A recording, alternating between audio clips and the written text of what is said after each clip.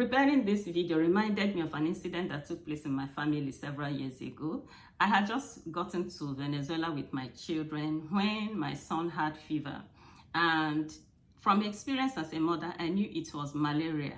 Lo and behold, I didn't have any malaria treatment, and I took him to the hospital in that country. It never dawned on me that malaria is not endemic in that part of the world, so they didn't have any medications for it.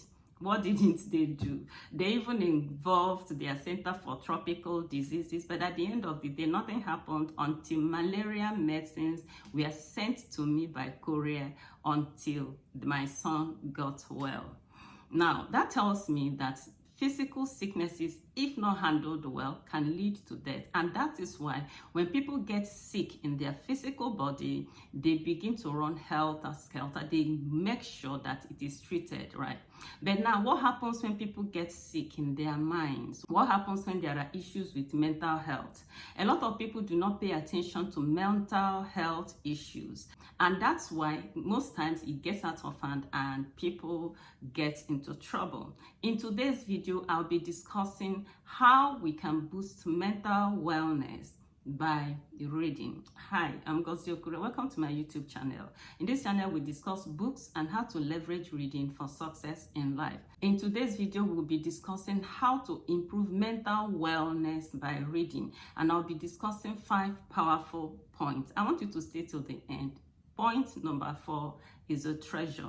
Now, what do we do? How do we leverage reading for mental wellness? Now, the very first thing you need to do if you want to boost your mental wellness by reading is to read according to your emotional state. Not all books serve the same purpose. If you're feeling overwhelmed or anxious, you can try to read fiction. There are quite a good number of feel-good novels or even fantasy. Such beautiful feel-good novels or fantasies have a way of offering you a mental escape, and they reduce stress. Research has shown that just by reading for 6 minutes in a day, just 6 minutes, can reduce stress by 68%. And if you're feeling down and uninspired, you can read self-help books or biographies. Now, when you read stories of men who were able to do amazing things in the past or who were able to overcome adversities, it has a way of inspiring you or giving you hope. I tell you from personal experience, I'm a book lover, right? I tell you from a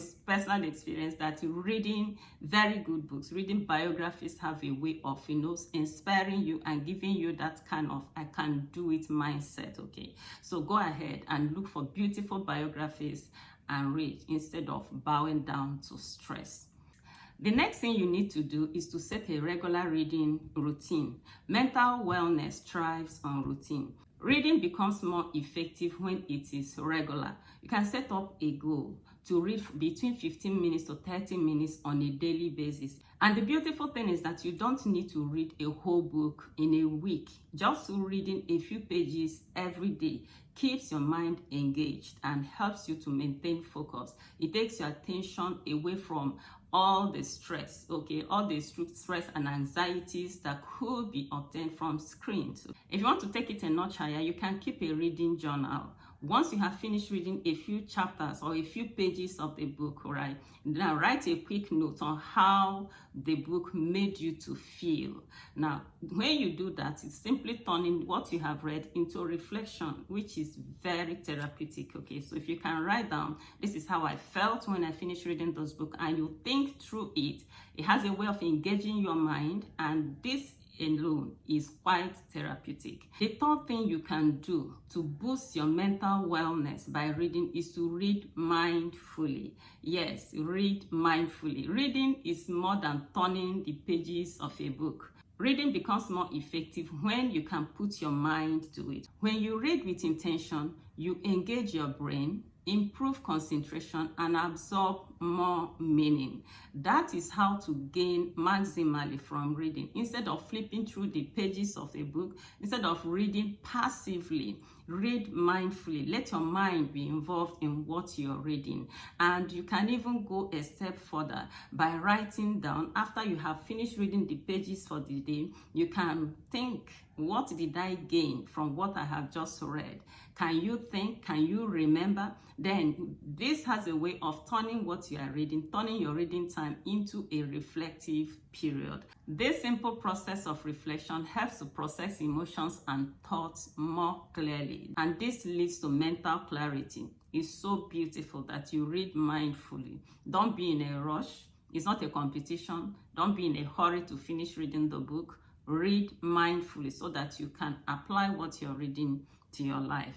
Point number 4 appears to be very obvious, but it is so important, and that is the fact that you need to read books on mental health. Read books on mental well-being. It could be books on cognitive therapy. It could be books on mindfulness or even emotional intelligence. Now, reading these books gives you an edge. It helps you to understand how the mind works, and it helps you to be able to take care of your mind well, right? In this 21st century where social media is the in thing, social media came with it came with a lot of positives, but it came with some negatives also. A lot of people are exposed to all manner of things that are anxiety-inducing or fear-inducing. So it's so important that you read books that have to do with mental health so that you will be able to better take care of your mind. So feel free to read various books, to read different authors or different philosophies and get a balanced knowledge, a wholesome knowledge on how you can better take care of your mental wellness. Finally, today, the 5th point is that you should join a community, join a reading community. Mental health flourishes when we feel connected.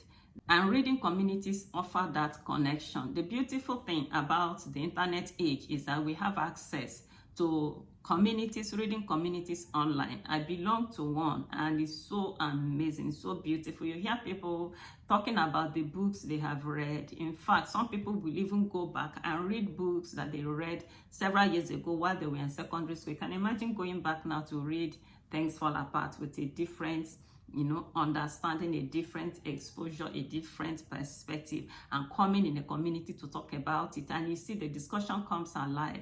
Many people are reading and they're sharing what they are reading. Now, what you sharing with others, what you're reading does is that it broadens your understanding. It makes you to understand better when you teach others, when you talk to others. Okay, so reading communities are so important. You can start one if you don't belong to anyone. You can start one with your friends, or you can join one that is already ongoing, but try to join one. It is very good for our mental well-being, because when you discuss with others, you feel a lot better. Another beautiful thing about joining a reading community is that reading and sharing what you gained from your books makes you feel hard, and it's a lot more fun. It's a lot more fun when you're reading in a community, and it keeps you accountable. If you're just on your own, you might forget reading, because of course the screen is very addictive. If you pick the screen and you could forget to read. But if you're in a community,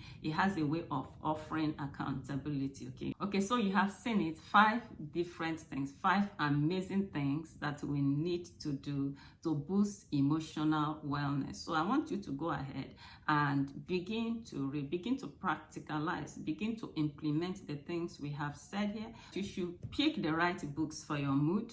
We said you should read routinely. Make sure you read on a daily basis. Then we say that you need to read mindfully, read books on mental wellness, and then go ahead and join a reading community. Now, when you do these things, you will see that you will no longer be stressed. Remember what we said, that books offer you a way of escape from all manner of stresses. You can enjoy and binge on your beautiful stories. And we say when you read biographies, it has a way of boosting you with "I can do it" mindset. Books are very beautiful, so I encourage you to go ahead and begin to implement all that we have said. In the comment section, please drop for me your best book ever, the very best book you have ever read that you've enjoyed so much. Okay, and having said that, if you got value from this video, I want you to subscribe to my channel, and until I come your way next time, keep reading, keep nurturing your mind.